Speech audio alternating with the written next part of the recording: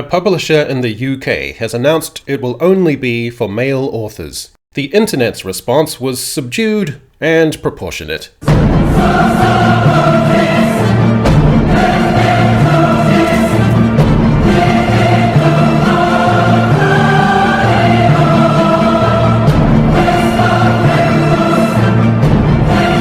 The domination of female authors, agents, and publishers has limited the opportunities for new male writers, said the founder of Conduit Books, Jude Cook. He said they will seek to publish a range of overlooked issues, including fatherhood, masculinity, working-class male experience, sex and relationships, and negotiating the 21st century as a man. People bristled, they pissed their pants, they got their knickers in a twist, and went all of a dither. New indie press Conduit Books is launching with initial focus on male authors because, thank God, there are no industries where men are ahead. It is all about women everywhere. And Jesus Christ, like, are we for real here? It is.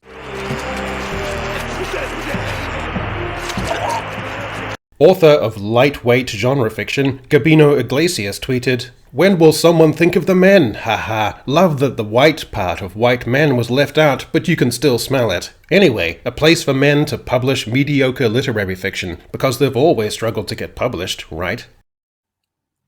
Screeches. Flaky folks like Gabino got irate because they can never allow for the idea that there could be any drawbacks to a saturated female market. It is psychologically impermissible to them. I'm disappointed in your species. That is why, when a publisher announces it will be focusing on male authors, it touches an insecurity. That women writers, women literary agents and editors might have biases or blind spots, that there could be themes and matters outside the reckoning or psychological reach of women, and that a gender imbalance in favor of women might have some downsides when it comes to the state and the appeal of publishing. Or that people sharing prevailing attitudes in the publishing industry might be lukewarm or disinterested in promoting male authors, and could therefore feasibly be thought of as culpable in suppressing voices, role models, and the exploration of important issues. This is a heresy! Hence the stroppy reaction to the publisher of Conduit Press, even though the UK has the Women's Prize for Fiction, the Women's Prize for Playwriting, the Warwick Prize for Women in Translation, the Leeds Literary Prize for Unpublished Fiction by Black and Asian Women in the UK, and the Women's Poets Prize. The US has the Perugia Press Prize open to women poets, the Red Hen Press Women's Prose Prize, the Sappho Prize for Women Poets, and the Daisy Petals House Older Women Writing Awards, the Elodie Awards for novels and short story collections by women, and Barbara Deming Memorial Fund for a woman writing fiction and non-fiction. Canada has the Carol Shields Prize for Fiction to honor women and non-binary authors in North America, and Australia has the Stella Prize to celebrate Australian women and non-binary writers, the Mona Brand Award for women and non-binary writers for stage and screen, and the Rachel Furnari Prize for Fiction open to women, female-identifying, and non-binary Australian writers. There is a substantial array of prizes designed to give a leg up to a demographic that is already in the ascendancy to such an extent the disparity routinely causes national hand-wringing. I've been internalizing a really complicated situation in my head. Imagine an equivalent array of competitions where the criteria for entry is that you have to be a man, no woman need apply, in a publishing environment where 80% of literary agents were men, and the overwhelming majority of books bought were by men. It would be World War III. Do it the other way around, no problem. In fact, it is affirming. Over 82% of literary agents are women, with men comprising 14% and non-binary individuals 2.8%.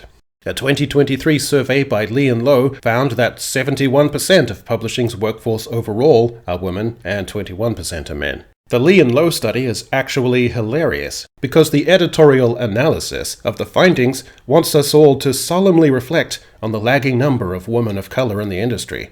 But the fact only 14% of the agents are men, the huge, stampeding, trumpeting, leathery behemoth of an elephant in the room, doesn't warrant a mention as even a passing concern. It's a bold strategy, Cotton. Let's see if it pays off for them. There is no limit to the delusional omissions people are capable of.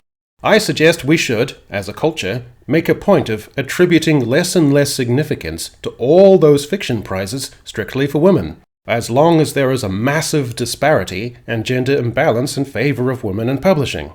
There's no contradiction with Conduit Press there. That is attempting to address a legitimate, unmet need. It's not just the demographics on their face, it is attitudes, temperaments, interests, and background within these demographics. And this has caused what, as a male writer, I would term the membrane. The layer modern, male aspiring writers have to try and make their way through when it comes to soliciting prospective literary agents. Surviving as a literary agent or assistant in New York in your 20s is not easy. The entry-level pay is notoriously low, barely survivable, if at all, in New York City. So who are these people? They're an even mix of endearing people who often grew up in the Midwest or the Rust Belt, lower middle class, the parents divorced or struggling, but with a passion for books, who moved to New York, opting to live in the Bronx, south of Fordham Road, or in parts of Queens or Brooklyn, in tiny apartments with no money or furniture, barely able to scrape by from week to week, with no heating and no resources for emergencies, but determined to discover and champion great new authors. I'm just kidding. They are mostly young white women and often from relatively privileged backgrounds. That's not to say they aren't smart, ambitious, and dedicated. Many of them are. But the industry has long been criticized for its reliance on unpaid internships and low-paid starter roles only those with financial backing from mom and dad can realistically take. This creates a filter. The people who can afford to live in New York City on those wages often have family support, generational wealth, or partners who subsidize their lives. I think this isn't going to be a good idea. Okay. Thoughts? Well, I'm going to agree with you. I'm going to second that motion. Okay, let's see. Let's see if we're both right. You'll also find many of them are passionate readers who studied English or creative writing, sometimes from elite liberal arts colleges, and dreamed of working with books. The job carries a kind of romantic aura. It is also going to be more appealing to such a person to indulge in abstractions about identity and fantasy when you haven't had much experience in often grueling and transformative reality. It also means you might be slightly more blasé about demographics that don't appeal especially, such as white men, straight white men more especially, and middle-aged straight white men most of all. And why would you, if commercially there are far more opportunities and an economy of scale with women, why not prioritize their query letters and submissions? Someone who got in touch with my channel said he worked in the US publishing industry for about 15 years. Even 20 years ago, he said, women already dominated all new hires. That wasn't the core problem, rather too many of those women were rich girls. There were few other ways to live in an expensive publishing hub like New York City while working as an editorial assistant, a job with little or no pay. Most of my fellow young co-workers didn't need to worry about the bills. They lived on money from their parents. Many of them had attended elite writing programs at prestigious schools. Meanwhile, a lot of the old heads were crotchety weirdos, exactly the types who'd pick challenging, daring manuscripts. They aged out. The rise in rich kid hires, more than the shift to women alone, led to something of a monoculture.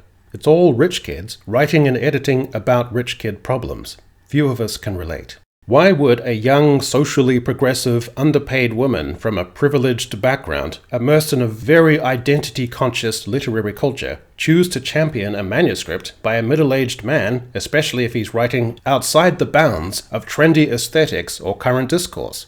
Well, the reality is a bit more complex. They want a career.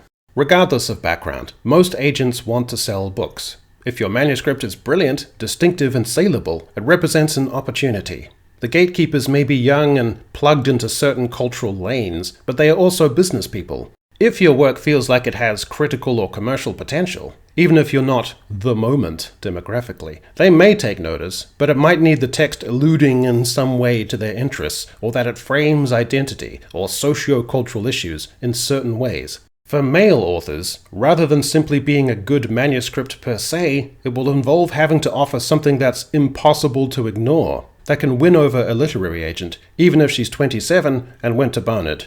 There's also been additional criticism from agents over the last few years that the fiction by men they can seem to get through to mainstream publishing have to either have a laundry list of diversity boxes ticked to be considered unique, or be very upper middle class with the most milquetoast of takes that fall in line with conventional thought. Some people will sarcastically say, "Oh great, finally men get to have a voice." That joke may work in society at large, but in the world of books, the irony dies. There should be more men in literary fiction. Men should read more. We should cultivate a society where more men enjoy reading and reflecting on serious fiction. And we shouldn't have a publishing industry that makes them instinctively diffident or aloof. When, as a mainstream man, you enter a typical bookstore, you're confronted with tables and plinths of fiction you don't care about, written and marketed to women with magical mystery tour and Andy Warhol and Willy Wonka factory levels of color and swirling motifs and dynamics, and a prevailing sense that virtually nothing on offer is going to be regarded as cool, indie, stylish, generation-defining, essential, or groundbreaking, or that their authors are, or are ever going, to become dynamic, compelling cultural figures with a mystique. The head publisher of Conduit has occasionally written for The Guardian, and a quick check of the Insta page shows they do follow numerous female authors, including those of the identitarian variety. He acknowledges that men dominated in the past, and wants to focus on men who write literary fiction about compelling topics. I'm not overly enthused about a small publisher focusing on male authors. In an ideal world, there wouldn't need to be such carve-outs for anyone. But I'm glad it's going to be there, on balance, until the culture creakily and grudgingly comes back around. Hopefully not too many years from now.